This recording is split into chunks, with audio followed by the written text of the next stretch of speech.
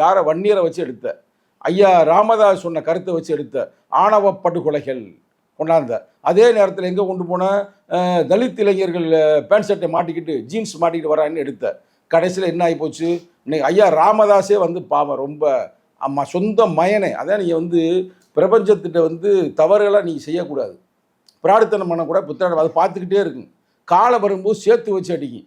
எங்கேயாவது வந்து கட்சியை ஆரம்பித்து அவரே, நான் இப்போ அவருக்கு சப்போர்ட்டாக தான் பேசுகிறீங்க, தப்பா எடுக்க வேணா, நான் அவரை விமர்சனம் பண்ணுறேன் நினைக்காதீங்க. அவரே சில தவறான அந்த காரணங்களால் ஒருவேளை சொந்த மயனை முதலமைச்சராக்க வேண்டும் என்பதற்காகவேயா, இல்லை சொந்த மயன் சொல்லி கொடுத்த கருத்தா, இல்லை ஆர்எஸ்எஸ் கும்பல் சொல்லி கொடுத்த கருத்தான்னு தெரியல, அந்த கருத்தை பேசி இன்னைக்கு ஐயா அரசியலில் வந்து ரொம்ப மோசமான சூழ்நிலை. சொந்த மகனே இன்னைக்கு அவருக்கு பயங்கர கொடுமைப்படுத்துகிறாங்க. அவர் ஐயா வந்து எவ்வளவு கொடுமைப்படுத்தணும் பண்ணுறாங்க. ஆனால் நாங்கள் ஐயா வந்து அரசியல் தான் எதிர்த்துமே தவிர தனிப்பட்ட முறையில் அவர் நாங்கள் எங்கேயும் எப்போதும் பேசியிருக்க மாட்டோம். அந்த சங்கத்தமிழ் எங்கள் தலைவரும் சரி.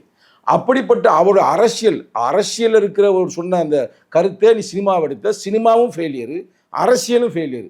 நீ அடுத்து அதே பேரில் இன்னொரு படம் எடுக்கிற. அப்போ அந்த பெண்மகள் ஐயையோ இவன் சரியில்லாத பையனே, இவன் வாடு ஏட்டி பூட்டியாக பேசுவேன், பெண்களை வந்து கொடுமைப்படுத்துகிற மாதிரி, பெண் விட சும்மா மண்ணும் பெண்ணும் எங்களுக்கு உயிர்ன்பாங்க. ஆனால் பெண்களை வச்சு தான் அவங்க எல்லா கொடுமையும் பண்ணுவாங்க.